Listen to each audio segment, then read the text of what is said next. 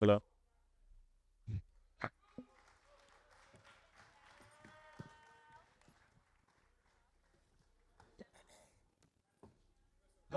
What about what? What? Hello. Yeah, you missing one. What happened up there? Right here. WBO. We got the WBO. Wait, look at this. That's the WBA. What? Somebody got the WBO. What? Let's see about. What? Yeah, got it.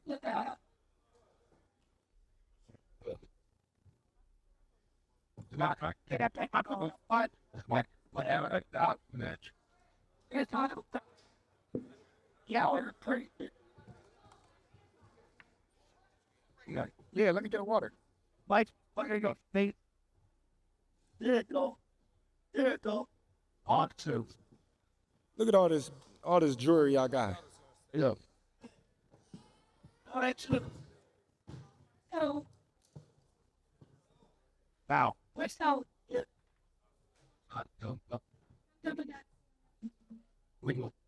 Wayne gets all that.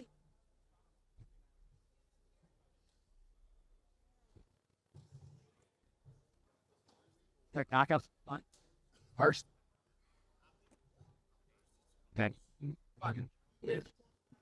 Papo, get close. Or you can start back here. Very.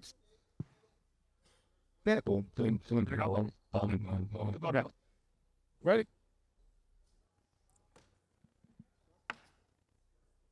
Terence, congratulations. Magnificent performance tonight. Seemed like the first 3 rounds you were trying to just figure them out. Was that the game plan and that start turning it up maybe in round 4? Well, the first 3 rounds, I felt like I was in control. I think he was trying to figure me out. Did you feel that you were frustrating him? He tried to lift you up. He headbutted you. Were you sensing that you were frustrating him? Of course, he was a little frustrated in there, but that's part of the game. And last question is that I know it's right after the fight. Have you feel yet the significance of this win and what it means in your legacy and your career? To be honest, when I set my sights on doing something and I know what I'm capable of, it's not like a surprise to me. It's a surprise to y'all because y'all didn't believe me. But for me, I knew I could do it, and I believed that I could do it. I just needed the opportunity. Terence, when did you know that you were going to beat him? Over here on your left. When he signed the contract. He seemed to focus mostly on body punches, and you were hitting him in that a lot. Was it your reach that gave you the advantage? It was everything. He wasn't hitting the body or anything. He was hitting my elbow because I was blocking it. But, I think I was the better man tonight. What was that moment where you were pushed aside by the ring and they suspended they called a timeout for a second and then started the fight again in the middle? I think it was the 7th inning. 7th? Well, I got headbutted. I got cut. I got to go get stitches. You didn't see it? No. Oh, yeah. He headbutted me. So I got to go get stitches after this. Hey, bud. Straight back. Right here. What's up, Dan? Congratulations on the victory. I want to ask you a little bit about the history that you made tonight, and I want your opinion on which means the most to you. You became a 5-division world champion. You became the 3rd or 4th division lineal champion with Mayweather and Pacquiao.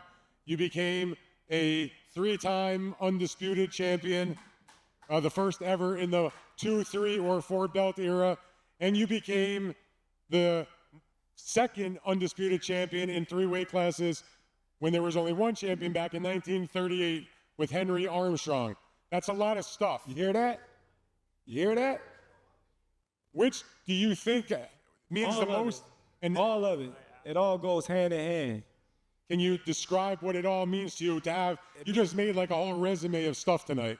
It means a lot to me because, anybody can be a nobody. Like I said, you know, and that's all they say I've been fighting is nobody's. So what can they say now? Somebody tell me, what can you say now? And say congratulations. That's it. What can you say? Any words? Terence. I bet you did. But I want to ask you one other thing about that. Terence. A lot of the conversation about the fight was you moving up 2 weight divisions. I wonder if you could describe, like, once you got in there, how did it feel in terms of fighting at that weight and the bulk that Canelo tried to put upon you? I was stronger. I punched harder. And that was just it. You know, a lot of people put too much into me moving up in weight and things like that. But like I told y'all once before, Canelo is not a big guy. You know, he's a smaller guy fighting in a big weight class. You know, me and him is practically almost the same height. I'm a little taller. My arms longer than him. You know, he got a little wider frame, but he's a little shorter. But all in all, you know, we're around the same size. So by y'all saying, oh, Canelo's this massive size, it was kind of like disrespect. Then when y'all see me weigh in, then y'all say, oh, well, they not the same. It's not a big difference. All right, and lastly then, what was his power like? Have you been hit by anybody that strong before? I've been hit harder. No, in a real fight, not a In spar. a real fight. Avanesian, I mean, not Avanesian, but Mean Machine hit harder than Canelo to me. To be honest. Terence. Congratulations. Terence, right here, front. Congratulations on a historic accomplishment. Would you consider this your signature win of your career, or is there another win that means more to you? No, for sure, this is definitely a signature win. You know, moving up 2 weight classes, being the B-side, fighting a guy that's been undefeated in the division, undisputed, going to take all his titles, you know, doing everything that I said I was going to do. You know, of course, this means a lot. You know, my other undisputed runs, you know, I had titles, things like that. So I was coming in as a champion as well. But this one, you know, I was coming in as an underdog, no championship belts, you know, and I felt like everything was on the line. At any point, did you feel you had to make adjustments in the ring? Well, you know, around like the 6th round, I felt like I needed to step it up a little more and, you know, getting more control of the fight because the fight was going like seesaw effect. And when you were announced as the winner, you went down on one knee. Could you just describe how that moment felt to you and what was going on through your mind? No, I knew I won. When the last bell were on, I knew I won, you know. But like I said before, God don't make no mistakes, and it's no mistake that, you know, I'm here for a reason. And I've been telling y'all that all week, that it's God's plan, not my plan. I just, you know, carried out his mission. Terence, when we spoke on Tuesday, you talked about a lot about your preparation and how confident you would, in leading up to this, and how you would break this fight down and how it was going to go. Did it go exactly to plan as you prepared for this for the last couple of months? Was it each round? Did it go as planned? Of course, you know, everything that we set our sights on to do in the fight, you know, we executed it. You know, I wanted to do a little more, but my coaches wanted me to keep doing what I was doing that was working, you know, so I had to make sure that I was disciplined and keep doing what was working. And then I know you said you weren't surprised, obviously, in how you dominated, but was there any surprise that as the fight went on, he typically feeds off those later rounds and builds momentum, but it appeared that he got more frustrated and weaker maybe, or less conditioned? Did that surprise you at all? I don't think he was less conditioned or anything. You know, I just think I was the better man. I think you know, you're not giving him enough credit, and you trying to take things away from him. He was 1,000% prepared. You know, I just think I was the better man today. That's right. But so much goes on behind the scenes that we never get to see, the long nights of preparation, sticking with the same team through adversity and many years of preparation. When you look into the faces of your team after achieving this win, how do you feel looking at all these people that have helped you carry yourself to success? Oh, I feel great, because they've been doubted just like me. You know, when people doubt me, they doubt my team.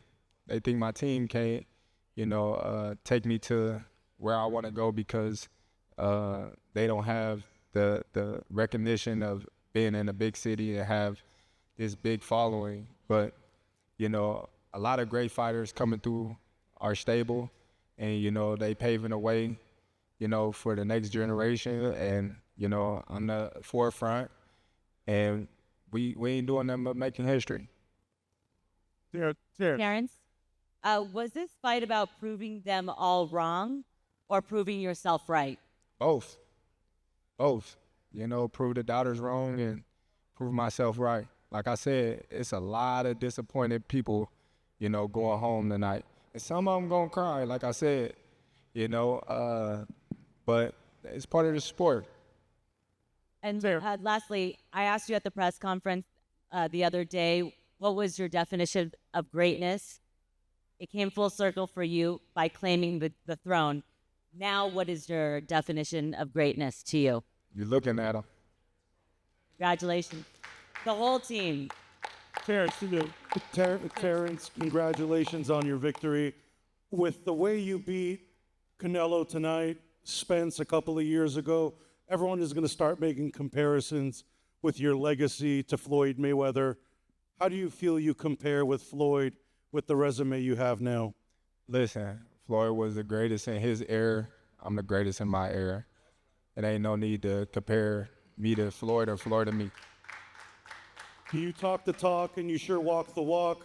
Your confidence and aura is on another level. Could we see a run as a light heavyweight? No. No, we ain't going out that much. Now, would you consider going back down to 154 and face Jaron Ennis, the guy who prepared Canelo Alvarez for this fight? No. I ain't going down 154. Terence, obviously it was a great show today. I was curious about your entrance, how you came to choose that song in particular to walk out to. Well, it was part of my outfit. The outfit was inspired by the movie Desperado. As you see, I had the guitar and everything, and my great childhood friend, Rosendo Robles, he was the one that, carried the song out and performed the night. And, it was a wonderful night. Like I said, I got Mexicans and Latinos on my side as well. So, it was a beautiful night tonight. Did you know Ilia Topuria walks out to that song in the UFC? You said what? Ilia Topuria walks out to that song in the UFC. Did he? Oh, good. Good for him. Terence, right around here in the back. The narrative of this fight was, could your chin stand up to Canelo's power? You took his punches, but to me it seemed you neutralized his biggest shots. I don't know that he hit you even with his biggest shot. Do you consider that a greater accomplishment than proving that you have the chin to take the biggest shot? It goes hand in hand, A lot of people say I don't have no defense.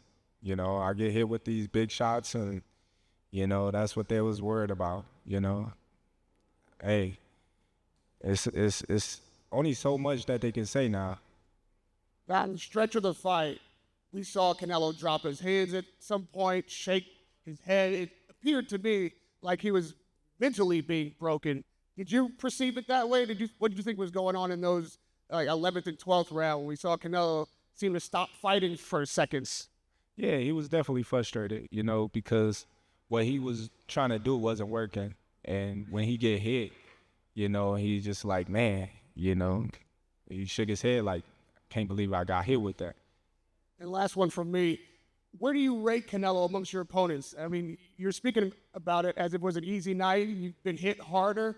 Where do you put him on the list of your most difficult opponents? I'm not saying it was an easy night. By far, it wasn't easy. It just looked like that, but it definitely wasn't easy. He's definitely, at the top of my opponents that I faced, for sure.